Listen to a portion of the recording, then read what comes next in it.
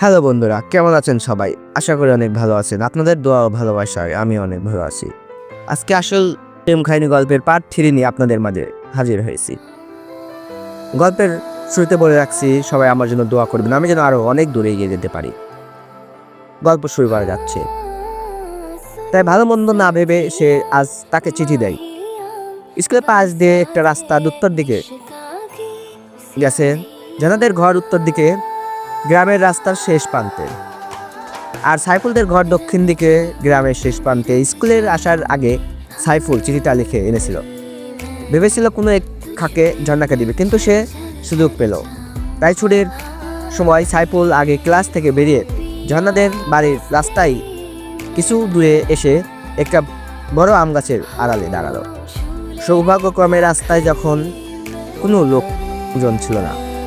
একটু পর ঝর্ণাকে তার ক্লাসের বেলি নামে এক মেয়ের সঙ্গে আসতে দেখলো। কাছে এলো সাইফুল। আম গাছের আড়াল থেকে বেরিয়ে এসে চিঠিটা তার হাতে একদম গুজে দিল।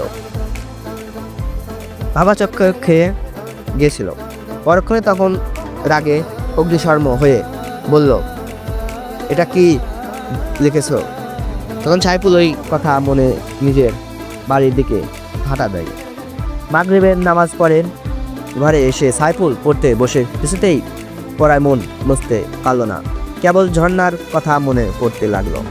পরের দিন স্কুলে এসে কয়েকবার আড়াল চোখে ঝর্ণাকে দিকে তাকিয়ে তার মনের ভাব যুগ বুঝতে পারল না। প্রথম ক্লাসের হেড মাস্টার তাহের সাহেব, তিনি ক্লাসের 10-এর এই সেকশনের অঙ্ক করান। আজ ক্লাসে এসে রোল কল শেষ করে সাইফুলের কাছে অঙ্ক বই চাইলেন। সাইফুল বইটা দেওয়ার আগে ঝর্ণা এসে একটা চিঠি ছাড়ের টেবিলের উপর রেখে আস্তে আস্তে বলল, গতকাল সাইফুল আমাকে চিঠি দিয়েছে। তারপর ফিরে এসে নিজের সিটে বসে পড়ল। তাহের সাহেব সেটা পড়ে অবিশ্বাসক দৃষ্টিতে একবার ঝর্ণার দিকে তাকিয়ে সাইফুলের দিকে তাকিয়ে অগ্নি দৃষ্টিতে তাকিয়ে রইলেন। ঝর্ণাকে হেড স্যারের কাছে চিঠিটা দিতে দেখে সাইফুলের হৃৎপিণ্ড কাঁপন শুরু হলো। তারপর স্যারকে ওইভাবে তাকিয়ে থাকতে দেখে ভয়ে তার মুখ বিবর্ণ হয়ে গেল। সে অঙ্কের বইটা দেওয়ার জন্য বইটা নিয়ে দাঁড়িয়েছিল। সেই অবস্থায় সে মাথা নিচু করে রইল। স্কুলের সমস্ত ছাত্রছাত্রী ও শিক্ষক শিক্ষিকা জানে হেড স্যার তাহের সাহেব যেমন খুব ভালো শিক্ষক, তেমনি অত্যন্ত আদর্শবান। কোনো অন্যায়কে তিনি প্রশ্রয় দেন না, তা সে যেই হোক না কেন। তাহের সাহেব খুব যেমন ভালো শিক্ষক, তেমনি আবার আদর্শবান।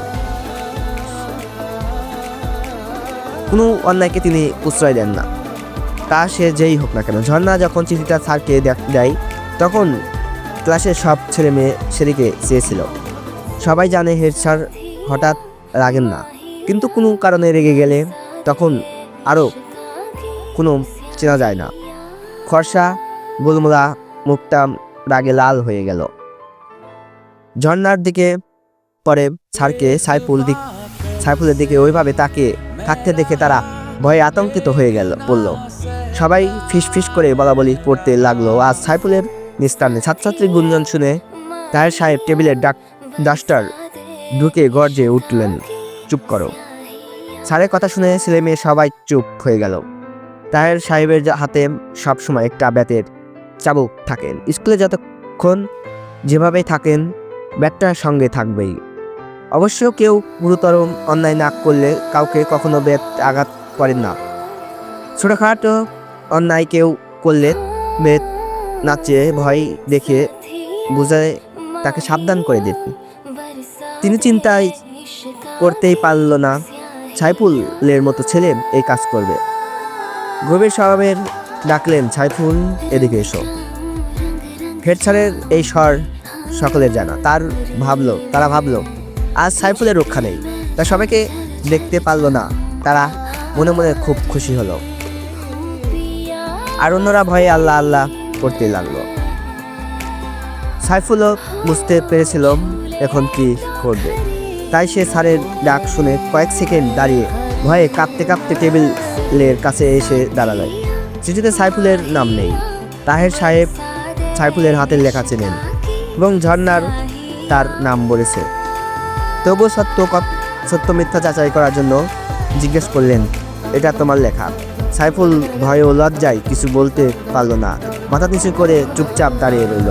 তাহের সাহেব এই স্বরে বললেন, চুপ করে দাঁড়িয়েছো কেন, উত্তর দাও। সাইফুল লোক দিয়ে কোনো রকম বলল, জি। তাহের সাহেব দাঁড়িয়ে সারা শরীরে বেতের পর বেত মেরতে চলল। সাইফুল ঠোঁটে ঠোঁট কামড়াতে নিজেকে সামলানোর অত্যন্ত চেষ্টা করল। মুখ দিয়ে কোনো শব্দ বের হলো না, শুধু চোখ দিয়ে অবিরাম পানি পড়ছে। এক সময় তার মনে হলো সে বুঝি অজ্ঞান হয়ে যাবে। মারতে তাহের সাহেব ক্লান্ত হয়ে মারা বন্ধ করে কাঁপতে বললেন, যাও বসে বিয়ে। আর কখনো এরকম ঘটনা যেন না শুনে। সাইফুল কোনো রকমের টলতে নিজের সিটে এসে পড়ল। তাহের সাহেব ছেলেদের জিজ্ঞেস করলো, 2-3টে হোম ওয়ার্ক কঠিন অঙ্ক বোর্ডে করে বুঝিয়ে দিলেন। তারপর ঘন্টা পড়তে হোম ওয়ার্ক দিয়ে তিনি ছাত্রছাত্রীরা খাতা ডাস্টার চক বেত চিটা নিয়ে বের হয়ে গেল। হেডস্যার চলে যাওয়ার পর ক্লাসের মধ্যে আবার গুলজাম উঠল। ছেলে মেয়েদের দিকে বাঁকা চোখে তাকাতে রাগে ফুলতে লাগলো।